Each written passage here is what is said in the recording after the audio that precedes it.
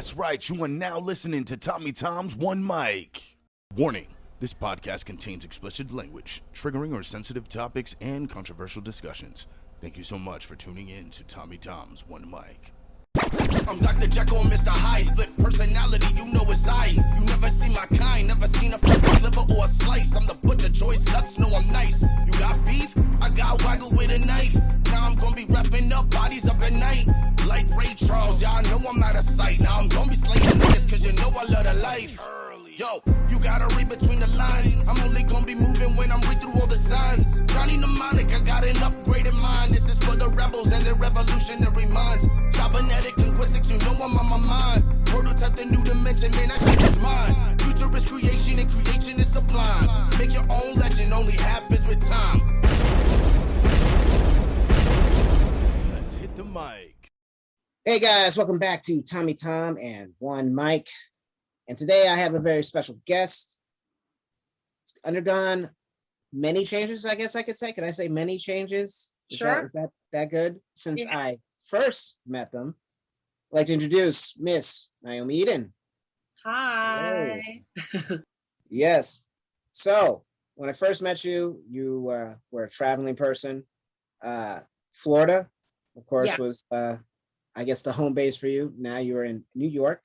And as I kind of alluded to in the intro, when I first met you, you were just like a singer.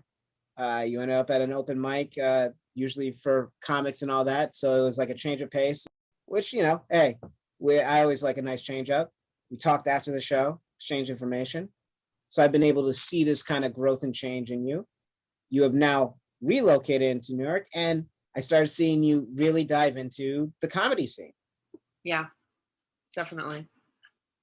How did you decide to go straight into like when you booked that mic, I guess, and you did music, was there any thought at that time about doing stand-up? No, none whatsoever. I think for me, I ended up getting into comedy because I had a lot going on. You know, I went to music school. You know, I was on American Idol when I was 17 years old. So I went from American Idol to music school, and then I actually ended up moving to Israel after graduating college, and I joined the Israeli Defense Forces, and I was going to go into the music band, the Army. The Army itself, but they have a music unit. So I got in for singing. And when I was there, because I have mental health issues, and I didn't really disclose that, I was having mental breakdowns in the middle of my training, and it really affected me really badly. So I ended up leaving and coming back to America. And then I 6 months later got signed to a manager because she liked my singing and my personality. And when I got there, I've always wanted to act, and I've always used comedy and humor to cope with my insecurities. Mm-hmm. And when I got there, I think subconsciously I had this switch in my mind where I was like, I'm so bored of doing music and not getting anywhere. And then I started like going to do improv classes, and my teacher told me you should try stand-up comedy. And then I did, and I was like, wow, this is really nice. I think it was kind of like when you think you like girls your whole life, and then you kiss a boy for the first time, and you're like, this is actually 10 times better. I take that analogy. I'll take that. But no, it's I talk about it. It's very therapeutic doing stand-up almost. I say it's kind of like me being the realist that I really am on a basis. Like there's no hiding when I have to stand up there. That's what's appealing about it, because with music, what bored me the most about it was like, if you want to be successful, I was taught you have to make a hit song, and like you can't really sing about what you're really going through. And that was hard for me because I go through so much internally, and to be told like I can't express that if I want to be quote unquote successful really bored me so much. And then with comedy, you can put something in a joke, like you can joke about the darkest things you go through and heal through that, and people buy it and laugh at it, and you kind of like, you know what I'm trying to say? Like, Yeah, you take all that stuff, all this negative, and you're able to kind of release it in a positive way where it's not so much dragging you down anymore in a way. yeah, and it's not about, I mean, obviously with everything in entertainment, it is partially about your image, but I felt like with comedy, I could literally just be myself, like my own beautiful, disastrous self. Like I thought that like it felt better. I miss singing. Like I don't want to give that up. There's just something about this that makes me feel so much more healed, you know? It's tough for a lot of musicians when I guess the thought is you got to get that record deal, that like management and all that, and that's a bunch of hands trying to control you in a sense. Comedy, it's not so much. There isn't so much a guideline. There isn't really like a map to success anymore. There used to be that idea you have to go to Hollywood, you have to get a sitcom, and then you're set.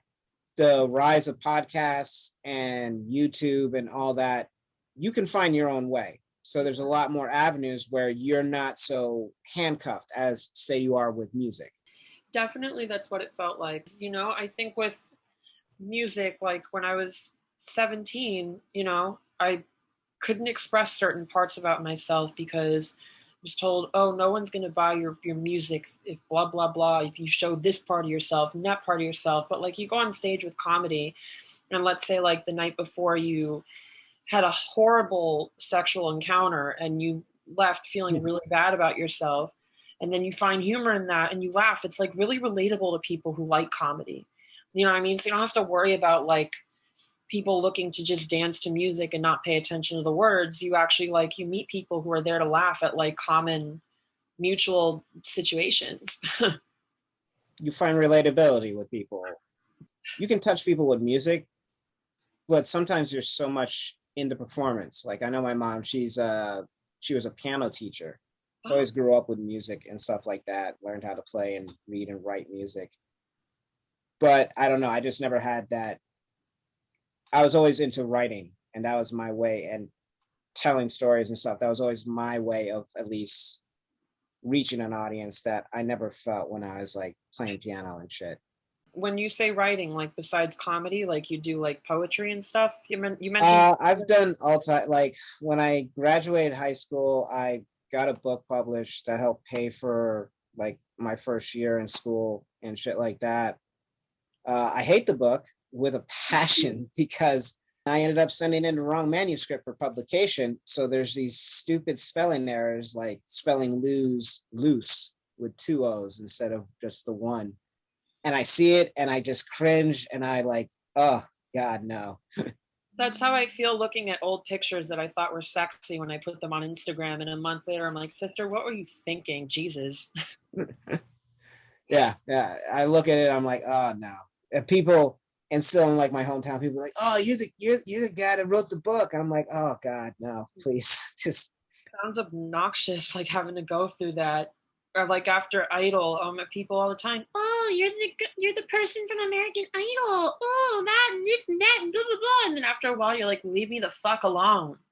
The hometown celebrity. The hometown celebrity. It's like, ugh, like leave me alone. Not that I care about, like, no, I love recognition, but like years after, everyone would always be like, oh, so what are you doing since Idol? What do you think of this person on Idol? What do you think of that person? And I'm like, I haven't watched the show since I got cut. So I don't know. Do people ask you, what do you think about this author? J.K. Rowling writes good books. Are you going to reach out to her and ask her to support you? No, it's the, oh, you're going to write something else? And before the pandemic, when everybody started finding out I started doing stand-up, then it was like, oh, I got a joke. Or they're asking me, how do I get into stand-up? Let me see what I'm doing. I'll check my sketch. Yeah. Just like the randomness. No, it's a cringe thing. And then your fuck-ups become so much bigger and shit. Like when I got a DWI and when I got home, is the stories from everybody, like, because I was still a fucking idiot. I still went to the bar afterwards, and everybody's like, "Oh man, I heard you had a bad accident and all that." I was like, "Yeah, I'm fine, not that big." And everybody's talking to me, and it's like, "You're gonna drive home drunk right after this. What do you?" Yeah, most people just like that that fodder, not not that your situation was fodder, but most people just, they act concerned, but they just don't really care. It's just a topic of discussion. The small town rumors mill. They need something to excite them. Yeah, trust me, I completely get that. And it has nothing to do with even hometown glory. It just has to do with like personal things that have happened, and then people just know about it. And it's like, mind your business. It's not that I ghost people. I just don't reach out, I guess, a lot to people and stuff. And they're like, hey, what's happening? What's going on? It's like, yeah, you should come. We should hang out. I'm like, yeah. I'm a lot more private than my mother thinks I am, because I post like sexually, suggestive pictures on Instagram and like talk about my sex life on Instagram. But like, I'm a lot more private than she thinks too. Like I went to the hospital. I mean, this is personal, but I don't care. Like I got really drunk one night. I was really depressed and I was drinking to kind of cope with that. And then I, threatened to hurt myself, and I ended up going to the hospital. But like, I didn't really tell anybody besides like my close friends, because why? For what? Mm-hmm. I know. I kept stuff to myself. There's plenty of shit I keep to myself. I don't really discuss, mainly because of that. It's like, it's not anybody else's business sometimes of what's going on. Like if I want to talk about it, I'll talk about it. And most of the time I do that on stage. That's when I'll discuss it and shit and put it out there. And that's when you can like laugh at it and feel better about it. And like, yeah, exactly. It's not that I don't want to talk to people. It's more so I don't want others' opinions at that time of like everything. It's like, I just want to deal with it, and I don't need everybody else giving their 2 cents as to how I'm supposed to deal with it. Oh, that's the worst part. Well, maybe you should just, take this direction, that direction. I mean, I've never been in your shoes, but I know what I'm talking about because I think I do. Mm-hmm. It's, I got my therapy, okay?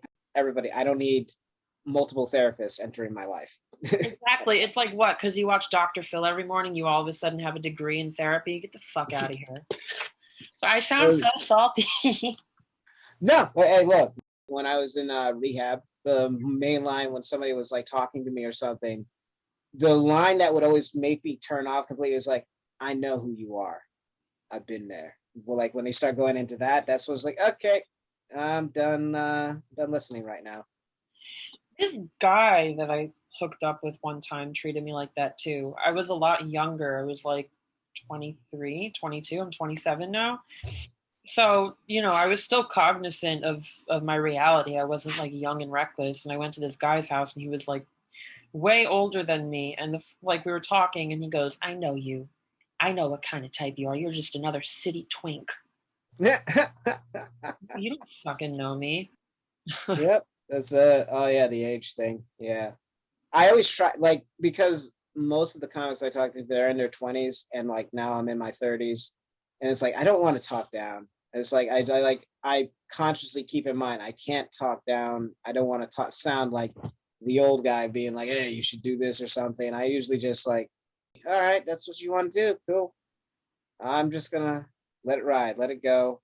I always tell people not to rush and to make sure they moisturize, because before you know it, your forehead cracks. So American Idol was before you went over to Israel. Do you have any like good memories of that, or is like that kind of like just one of those things you look back on and you're like, No, I do have good memories. I think like being with my family. I mean, like the summer of 2010 is when I tried out. I was in the hospital like 3 weeks before that for 2 weeks because I was being treated for an eating disorder. I was struggling with anorexia.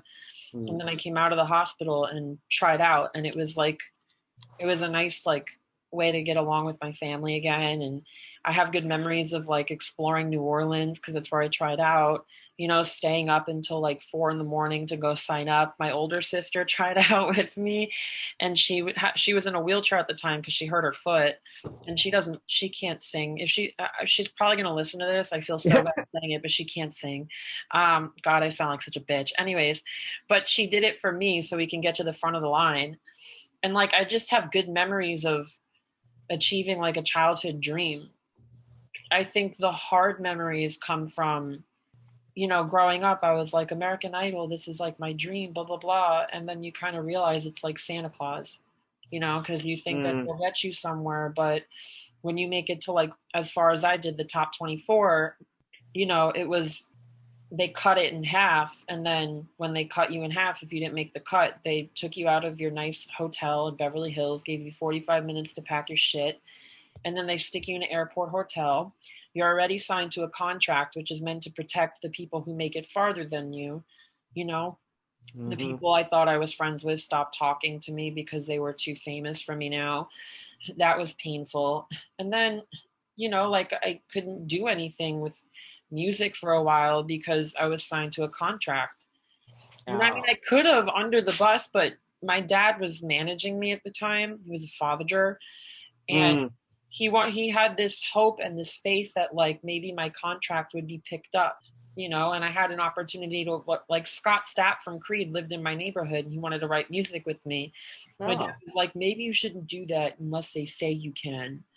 And, I ended up missing an opportunity to work with Scott Stapp. And, you kind of realize like gets you a little hometown glory, but if you make it as far as I did, they treat you like you're nothing, like as if you didn't stay up all hours of the night working really hard and, being a part of the family. And it's really painful. So the good memories I have are more with my family than anything. I think that the bad memories I have are the feeling of like you're on top of the world and then when you get cut, it throws you at the bottom. And it's like the most painful thing, especially when you're 17 years old. And, people like when I was that young, like 17, like I thought I knew everything, and it's just a really traumatic thing to go through, honestly. Oh no, I can't even imagine. It's the like you're locked down, and at that young age, you're probably already like, this is the path. I got it. It's right there. And for some reason, it's just this hold up, like holding, and then you start questioning everything. And I definitely think that it traumatized me. I mean, I know it's not like, like sexual assault or being beaten up in an alleyway or something like really traumatic, like, but to think like at 17, you have all these hopes and dreams. And after the fact, like it all just kind of, you're waiting to see if like people want to sign you to something else or whatever, but then your star kind of fades and you have to rebuild it, which is fine. But I feel like the universe blue balls me a lot. Oh my God, this is like a therapy session.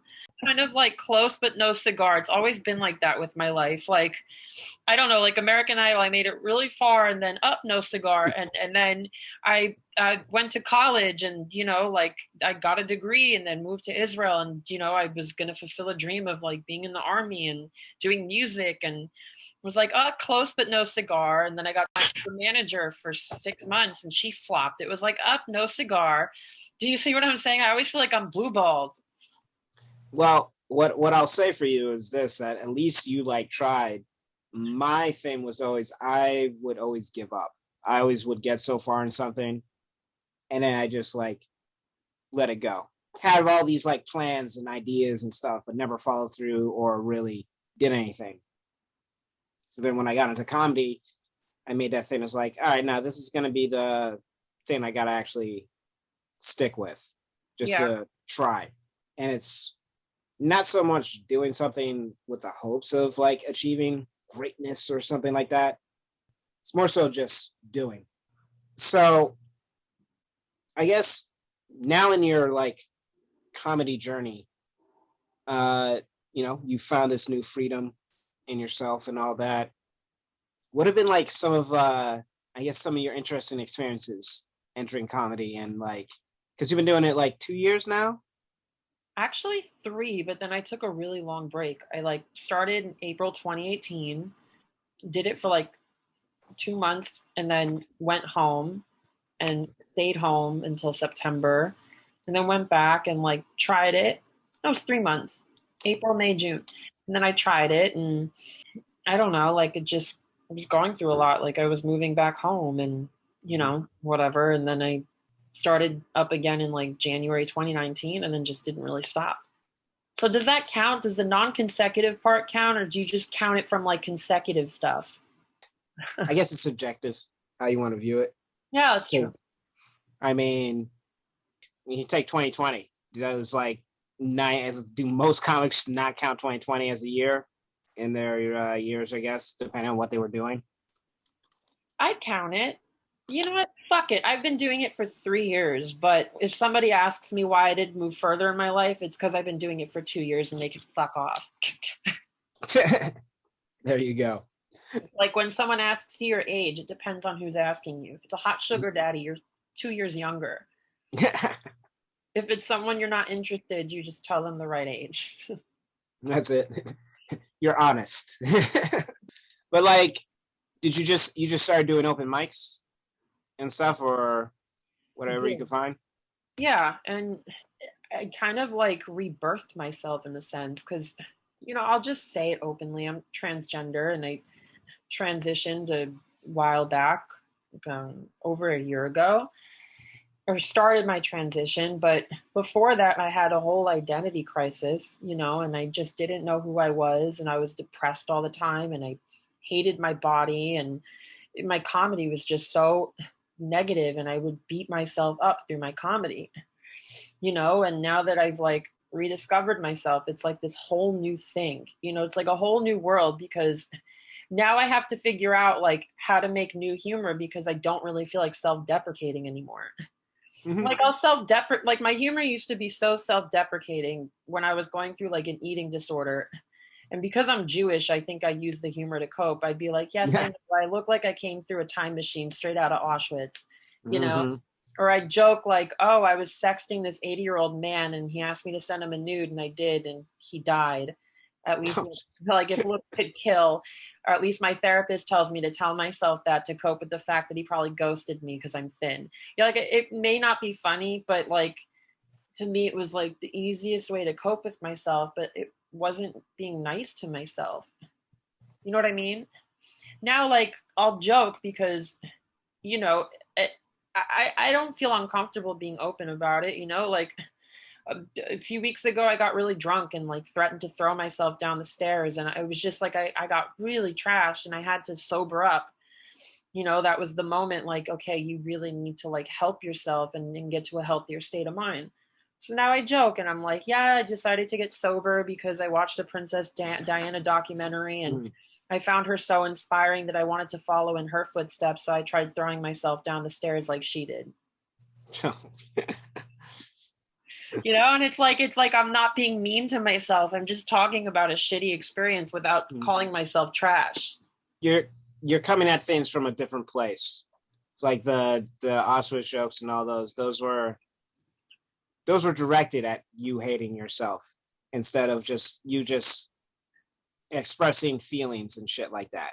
It was that kind of like almost passive aggressive towards yourself in a way. Oh my God. Yeah. And I look back at like one of the last times I performed before the pandemic, and I was talking about how nobody wants me. And like, you know, not like I was just really depressed in my comedy. And this woman in the audience, she's like, I just want to give you a hug. And I was like, oh my God, you feel me. I feel so seen right now. But looking back, I'm like, oh my God, she really could tell how sad I was. No, I've told you, I followed. So whatever you posted and stuff. So, and there's a different, I guess I want to say more joy now when you perform than you did prior. That it's like, you seem to be actually having fun. Definitely. I really do. I mean, there are times where I get nervous and no one's paying attention or nobody laughs. And obviously I get insecure and then start to hate myself in the moment, but I don't hate myself indefinitely like I used to. Like probably prior, that probably would have like, the bomb or something probably would have scared you more and made you more into yourself. Now it's just kind of like, all right, next time I'll, you know, it's like, it's not as big of a weight drop, I guess, or yeah. Bombing would break me. It would break me. I'd hate myself. I'd hate everyone around me. I'd feel like nobody thinks I'm good enough. People just take me as a joke, blah, blah, blah. And I still feel that way when like people don't pay attention. But after performing like and I'm sure you get this too as a comic, there's such a difference between performing for an audience of people who are there for comedy and then an audience of comics who are there for themselves. Yeah. And I'm starting to learn, like, when you're in an environment where it's just comics who are there for themselves, if they don't laugh, it's not you. Because I remember the times that, like, I'll make random people laugh at the grocery store, at the checkout line, just little things that I like come out of my mouth and I don't even think about it. Or like at shows where like people genuinely laugh, and I'm not tooting my own horn or whatever. Mm-hmm. But like what I'm saying is like we have to keep reminding ourselves that. But when I was my other self, you know, it was so different. Like I would take it so personally. And now I still do. I'm not perfect, you know, but it's different. It's like, okay, well, you know, I just consider myself an underdog and I'm going to keep getting better and prove people wrong, you know? At least I tell myself that, not to think I'm better than people, but to feel better about the fact that like I still feel like people don't take me seriously. You know what I mean? It's not the end all be all. Exactly. Anymore. It's not you have to succeed. You have to reach these like points. Oh my God, I need to have a Netflix special. I need to get that right now. I need to have that. And that's what I'm trying to do. So it's like, no, you can take a breath, take a deep breath and enjoy the ride instead of just like, don't try and ruin it. I don't even want a Netflix special immediately. Like that's not my ultimate goal. My goal is actually to write a dramedy based off my life. And, you know, like I kind of want it to be something that showcases transgender people, but in a way that isn't stereotyped by like regular Hollywood where you either play a prostitute or, you know, like a murdered victim of a sex crime because you didn't quote unquote tell the guy you were transgender, blah, blah, blah.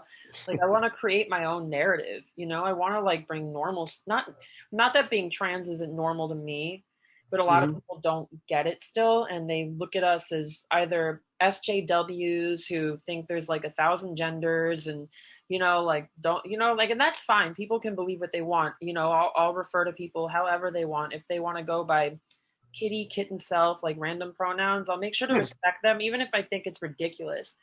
I want to show the human side of being trans that Fox News doesn't show people, you know, regular people who have complexities and have a really hard time blending in because of stereotypes portrayed, in my opinion. What was like there had to be like that moment or something where there's like that switch of like, oh, I'm actually doing this. I know for me, it wasn't right away. I think it was the first time that I got when I was living in LA, and my friend, maybe you know him, he's pretty well known in different circles, Richie Lease. No. He's a really nice person, a really genuine, wholesome person, and he's really funny too, but like, you know, he really wants to help people. And when I was living in LA, he put me on this like LGBT Pride comedy fest, and I was like, wow, he actually wants to, like, I'm in a comedy competition because my friend thinks I'm funny. And it's not a matter of like my friend just doing me a favor because we're friends. Like he thought I was good enough to be on his show. And there was that. And then I think the first time I got booked in Florida and I was doing shows in Florida, and it just felt so good, you know? I mean, don't get me wrong, there's still this kind of identity crisis. Like, am I really a comedian? You know, I've always been a singer. Am I giving up music? I really enjoy singing. I don't want to lose that. Maybe I'm not a comedian. Maybe this isn't who I am. And then I still go through that. I think it's hard to find the happy medium between the two, you know? I think that's a good thing to have. I mean, I still have those questions, but I use that as staying humble kind of thing. Of like, I'm not gonna get into my head like I've seen others that like they get too big in the head of I'm a stand-up, that's it, and they're like bullish with it almost in a way that definitely they think they know they think they've already figured it all out what it's going to be. And I guess because I see people like that and I don't think like that, that's why I question myself. I'm like, well, I'm not like that, so am I really I don't live and breathe comedy? Like it's not like I want to be a comedian, but I want to be like an actress, and I want to like do different things. So am I am I doing the right thing by doing stand-up? Like, what am I doing? You know, it is like some kind of identity crisis because I don't always identify with one thing, if that makes sense. And I don't think that's a bad thing to have. You know, you have to have ambition. Feel like you're doing something Mm-hmm. towards your goals and towards your dreams and towards everything you've always wanted to do. Yeah. I always wanted to work towards something more and not just be like, all right, I'm okay. I'm just going to I'm going to settle for this 9-to-5 job. I'm going to just keep on doing this, collect a paycheck. I got this good paycheck and all that. I hate when people are like, well, comedy's not going to pay the bills, you know, just letting you know, like, you really need a full-time job and you really need a plan B. And, like, you know what I mean? I hate people like that.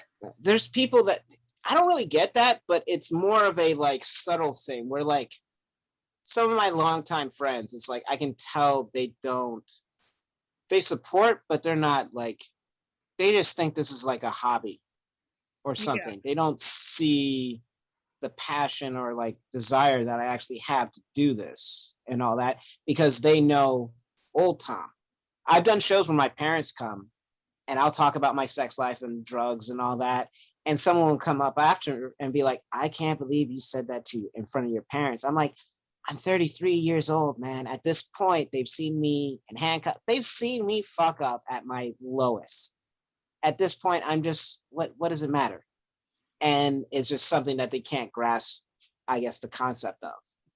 I'm really happy for you that you have parents that stick by your side like that throughout all of it. I think that's one of the most important things, you know. For me, like, my mom is really grossed out by my comedy because I'll talk about, like, she's really, you see the things I post, you know, about my sex life. And I saw the most recent post, I think, from last night or something. Was it on my story or was it like a comedy bit? It was on your story, I think. It was a gift that you got for you. It was my butt plug. Yes. I wanted to treat myself. And I posted it. It's the small things in life that matter. Yes. That's what I saw. Inches. My mom saw that and she's like, oh, you bought yourself a toy. But you know what? Like, you realize, like, your parents come around when they actually want to hear your comedy. Yeah. You know, like, I have a lot of jokes about my dad because we've had so many issues in the past, you know, and now thank God we get along and I love him so much. But to protect him, I say it's my stepfather now.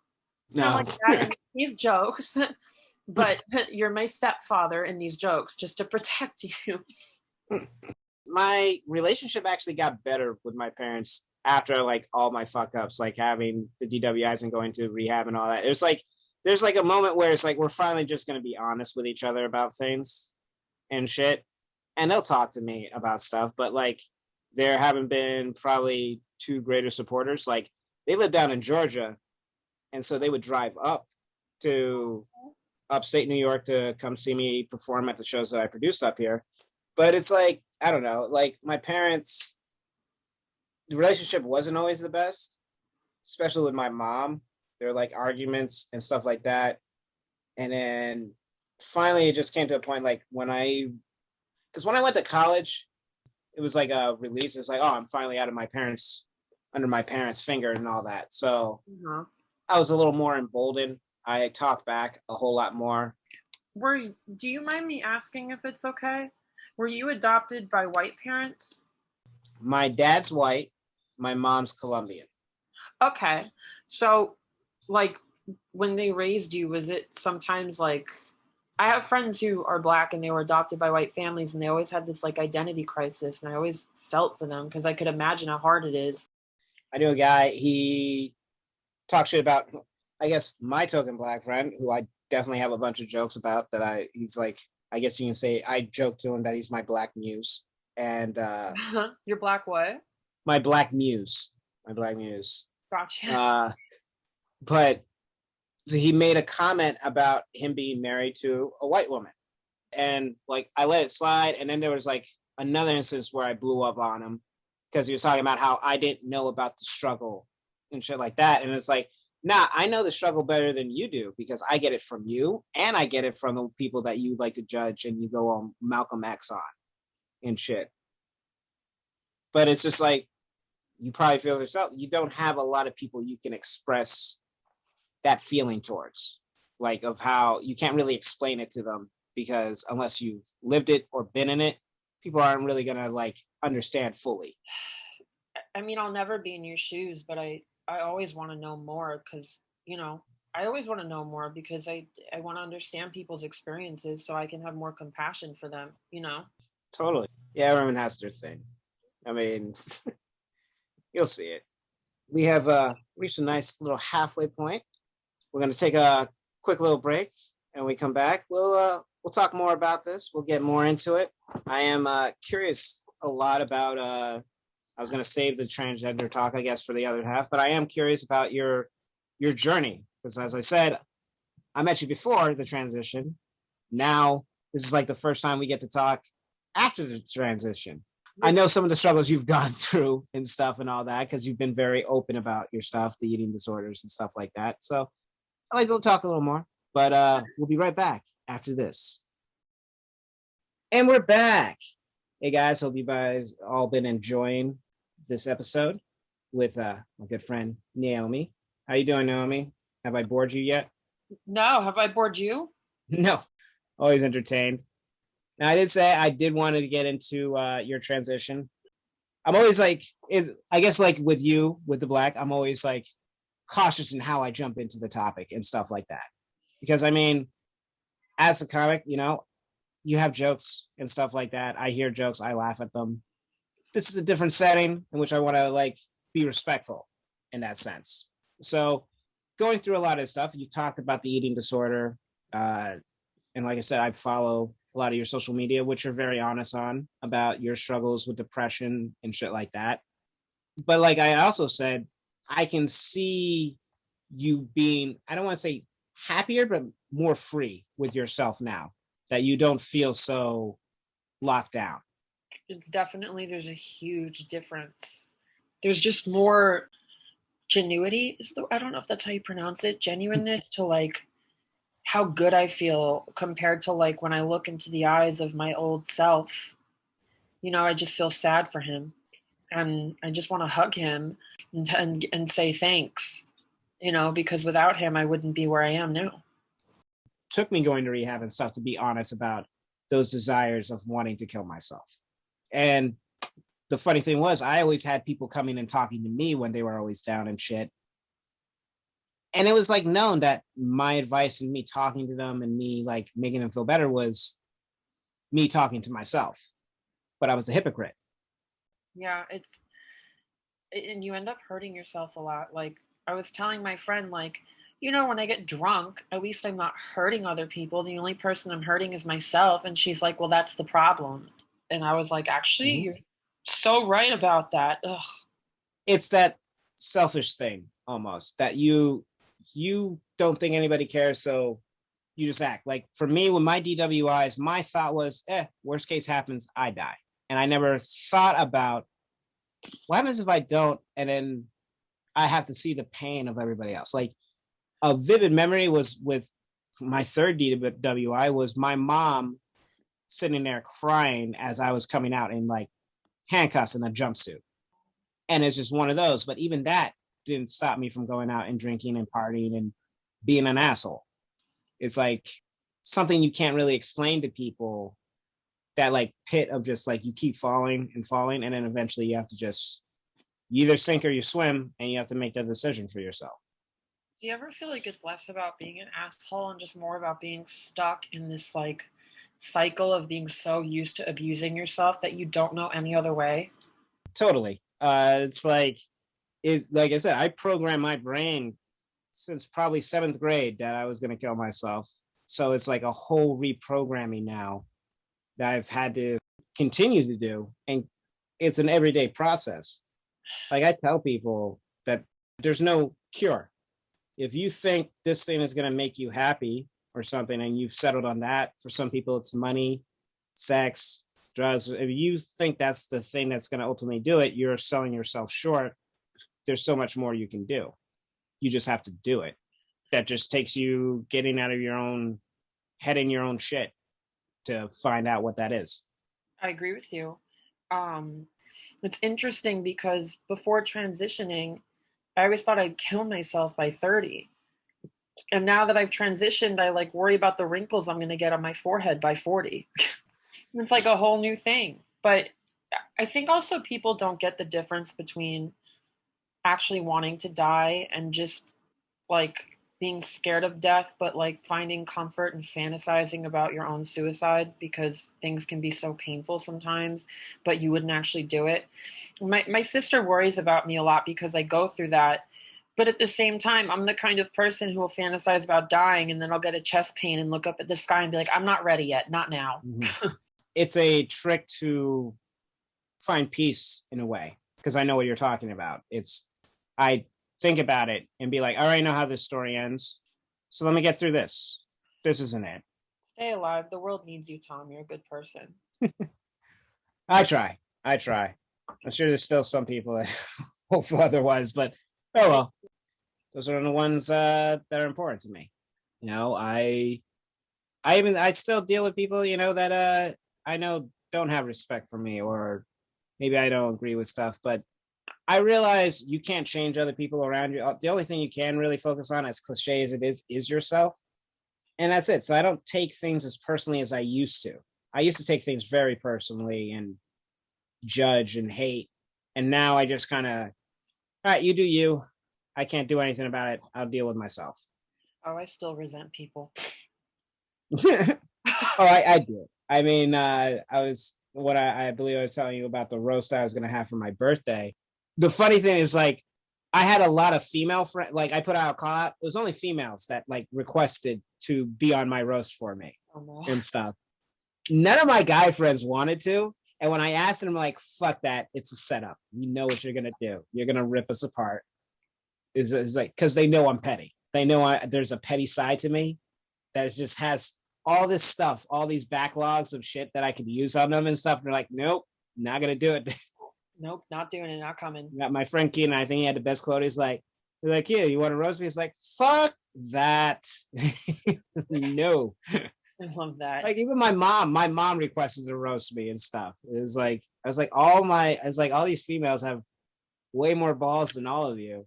At the same time, you guys are probably smarter because you know what's going to happen.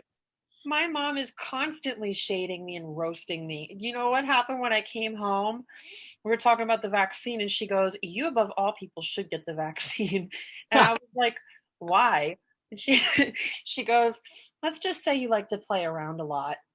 Oh, shit. Basically calling me a whore. Yeah. You just got slut shamed by your mom.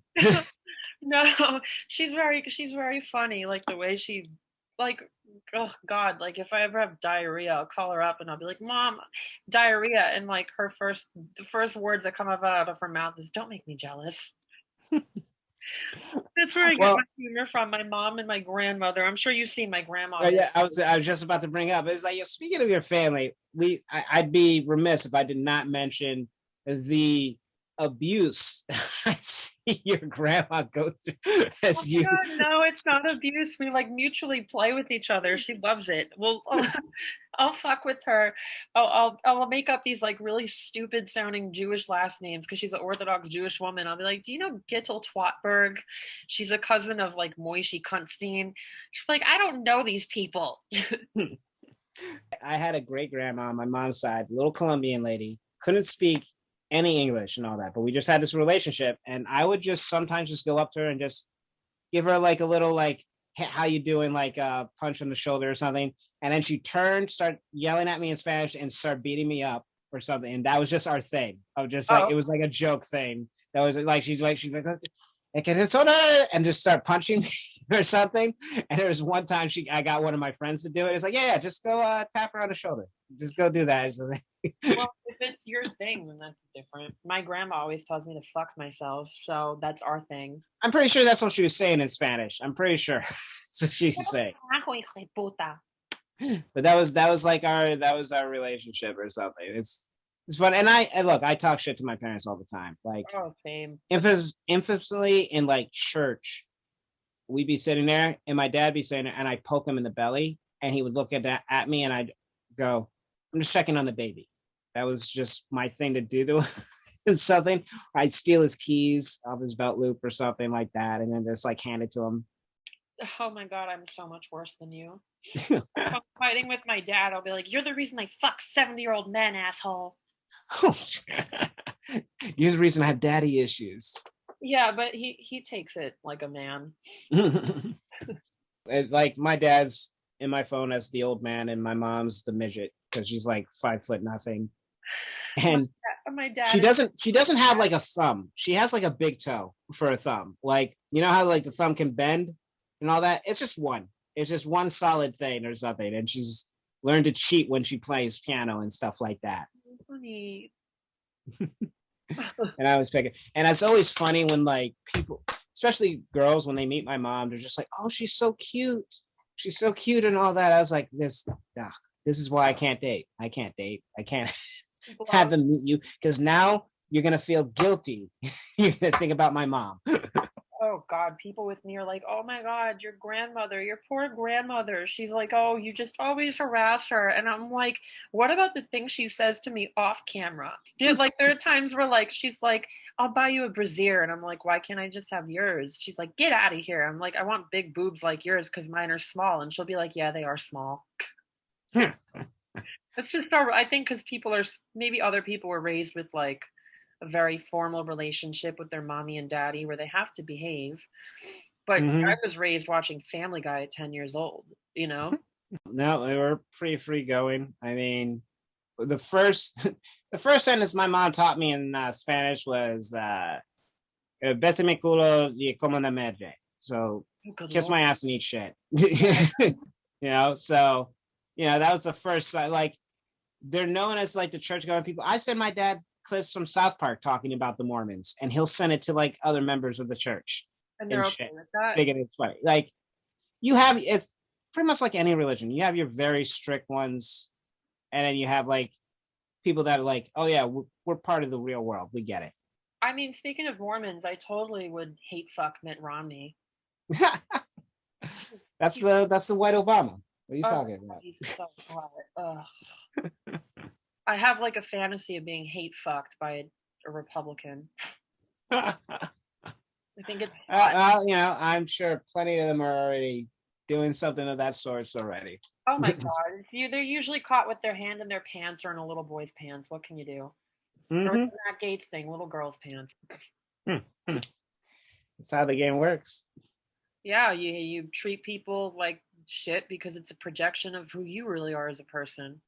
Like all the anti-gay politicians, a lot of them have been caught like hooking up with guys or going to orgies with guys or coming out of the closet later on with their glamorous hot body and their hot boyfriend like, "Sorry I ruined a shit ton of people's lives, but hey, I'm gay now. Can we make it all better?"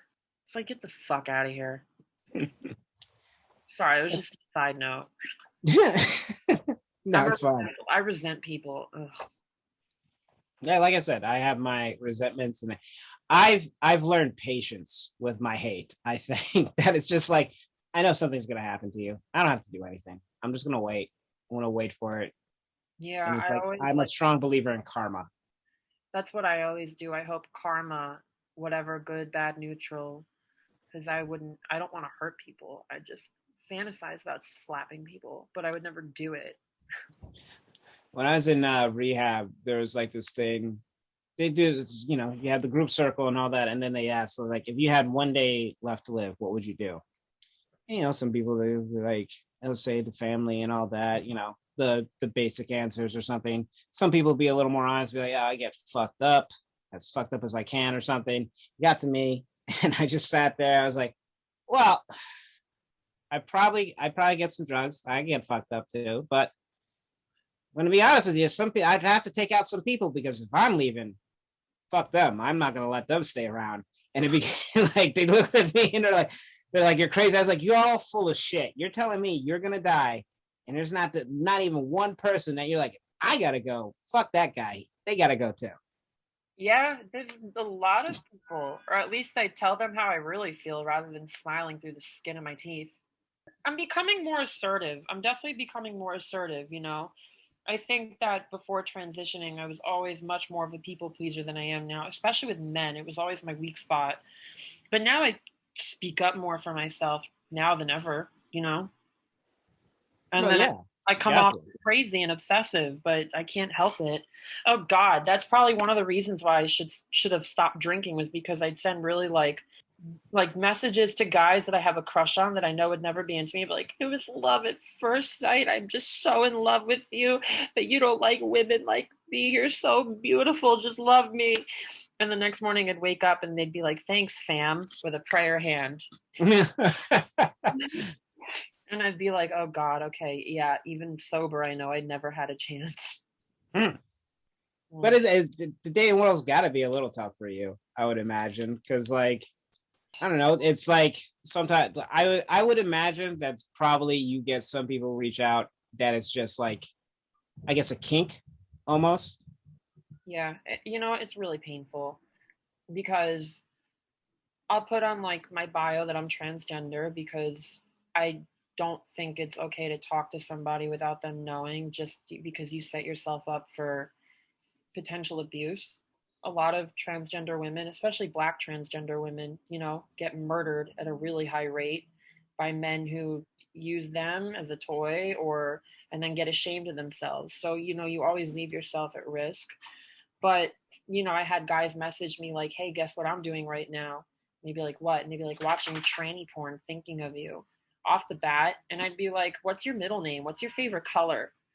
One time I like literally was annoyed because it happened 2 times in a row, 2 different guys back to back. Oh, shit. The second guy was like, guess what I'm doing? And I was like, enlighten me. That's what I said. He goes, I'm watching trans porn. And I'm like, is that supposed to turn me on? Like, why don't you take me to dinner and then treat me like a dirty whore, asswipe? But like there's the fetishizations. Then there's guys who want to explore their sexuality. And this one guy, he was so hot. And I have like abandonment issues even with like men I don't know, and it sucks because I'm cognizant of the fact that I have it and I don't know this person, but I still, like, if they gave me attention, I'll never stop thinking about them, which sounds crazy, but I think because I never got attention my whole life. But this one guy I hooked up with, I like ate his ass for an hour. Is this too explicit? So I already put the explicit every time I put this on, so let's go. Okay, no, I ate his ass, and like he liked finger play, but he's straight, and we had a really good time. And then all of a sudden, he was like, yeah, like hopefully, we'll do this again. And then a few days later, he's like, it's just not for me, personally. And the first thought that came to my head was, you must be lying because you said otherwise with my finger in your butt. But second of all, what if I was prettier? What if I looked more like a real woman? Like maybe it's just the way I look. Maybe I'm just ugly and maybe it's just that. And then third comes like, no, it's just, this is the reality. And then you don't stop thinking about him, because he called you funny and said good luck with everything. You're a really funny girl, and like made you feel good. And then I texted him a few weeks later, like, you don't have to answer, but I hope you're well. And he never answered me. And it's just like a hard experience. And then there are guys who are into you, but then you don't know if it's because of, like, for lack of is better, it you or is it my genitals? Yeah. And it's just tough, and it's tough navigating that in the comedy world too, besides dating. There was one time I was at a mic and I have this joke about how, oh, I was such an ugly guy that not even my uncle wanted to have sex with me. Like just like people like that. Like I talk about how, whatever. And I don't wear my wig all the time. When I do, I know I pass better because without it, like my hairline is very masculine and it's a huge insecurity, But this one comic got up after me and said, yo, I couldn't tell at first, but then I could tell you were a dude. And I was like, should I hit on her? Nah. So I picked up my purse, flipped him the bird, and as I'm walking out, he says, yo, you said you was an ugly dude, but you're just an ugly bitch. And all the men in the room were laughing. And I went to the bathroom and cried my fucking eyes out because I was like, wow, existing is so painful. Is this what it's going to be like being transgender in comedy? because being a woman's tough, but then not to compare my experience to like cisgender women, but then try being transgender, because you either get treated like a bro, which is transphobic in my opinion, or you get treated with sexism, or both, you know, or people just humor you. And it's just, people don't talk to you or act with you like you're a person. They feel like they have to act a certain way instead of just being them. Maybe. I mean, people treat me normally, but then, you know, you go into an audience where people don't know a lot of people like you, because there's not a lot of transgender comedians. There are transgender comedians, but not a lot, you know. So when I go on stage and I make jokes about having a penis, or, you know, jokes about my experience, some people don't laugh because they don't get it. I mean, I know it's easy to say, oh, they don't laugh because they don't get it. And then you know, maybe your jokes aren't that funny, but I'm saying like some people don't know what to make of it. So, you know, just with dating and it's tough, you know, and I know there's starving children in Africa and crack babies on the streets of Utah or some shit. I know it could be worse, but it's just hard, you know. But that's the thing that empowers me even more is, you know, first of all, the comedian apologized and bought me a beer after, and I looked him dead in the eyes and I was like, guys like you who make fun of girls like me just want to, you know. We're friendly now. He's nice. Then I realized, because all the men in the audience were the only ones laughing and the only person who stood up for me was a woman, made me realize that I don't want a safe space all the time. I want a space where I can exist and be visible, because people like this need to deal with people like me. And it becomes more empowering, you know? For some people, you might be their first experience, really, of hearing that, because you do have in comedy, like you said, you have a unique voice. So you have an opportunity to come at things differently and present a different story that others can't. Exactly. And that's kind of like the trick. So like, I feel that way sometimes with some of my material and stuff. That's like, I know I'm talking and coming at shit differently than probably a lot of people have heard. I don't care about the bomb. I've already had to deal with a hostile crowd and shit, and just deal with the other bullshit. So I just have fun enjoying what I'm doing. I'm trying to do too. Oh, sorry, it's raining outside. It's making me drowsy. That's okay. No, I think we are coming towards the near end of this little interview. But Naomi, I usually like to ask like people that I do these interviews with, what maybe your goal for this year might be. My goal for this year would be to accomplish more of my goals in entertainment. You know, to rise above and to do more shows and make myself more visible, you know, because I feel like it's either shit or get off the pot. And I'm tired of being constipated. I hope you like the metaphor. I'm always down for a good metaphor. I'm always good. Stay on the pot till my thighs get numb. No, you definitely stick with it. Like I said, I've seen your growth over time and all that. And, you know, you have, I believe I've definitely commented on a couple of jokes that you've posted and stuff. I know one was about being bullied. I have this joke about how I was at the bus stop and I asked someone the time and he said, "Get away from me, you ugly tranny." And I was like, okay, well, at least someone wants to fuck me. Yeah, I believe that was the one. I believe. Yeah. And like I said, I enjoy all your social media stuff. I think you should definitely keep doing that. Definitely, you're going to have to give grandma a cut. Oh, a cut of my paycheck? Absolutely. Yep. You got to give her a cut and all that. I'm going to buy her new bloomers. You want to like promote, give people where they can find you, any stuff, your social media and stuff? My Instagram is Naomi Eden, and that's where I'm most active. So definitely follow me. And I'm always grateful for everyone who supports. And I'm glad that we stayed in touch. I think you're an awesome person, and I don't just say that. And I really look forward to watching you. Thank you. Thank you so much. And thank you for doing this interview. Thank you for having me. A couple years. Like I said, I keep following. Couple years, a couple hair strands, way much more. Yeah, a couple hair strands, a couple hormones later. Now we're here. And guys, as always, you guys, if you're listening to this, hey, you found the podcast. Please like and subscribe and all that. But if you want to actually talk to me or reach out or anything, you can find me at Tommy Tom P88 on Instagram and the Tommy Tom 88 on Twitter. And guys, I hope you guys have fun. Eden, Miss Naomi Eden, thank you once again for doing this with me. Thank you for having me. Bye, everybody. Yeah. And we'll catch you guys next time. I'm Dr. Jekyll and Mr. Hyde. Flip personality, you know it's I. You never see my kind, never seen a sliver or a slice. I'm the butcher, choice cuts, know I'm nice. You got beef? I got waggle with a knife. Now I'm gonna be wrapping up bodies up at night. Like Ray Charles, y'all know I'm out of sight. Now I'm gonna be slaying niggas cause you know I love the life. Yo, you gotta read between the lines. I'm only gonna be moving when I'm read through all the signs. Johnny Mnemonic, I got an upgraded mind. This is for the rebels and the revolutionary minds. Cybernetic linguistics, you know I'm on my mind. Prototype the new dimension, man, that shit is mine. Future is creation and creation is sublime. Make your own legend, only happens with time.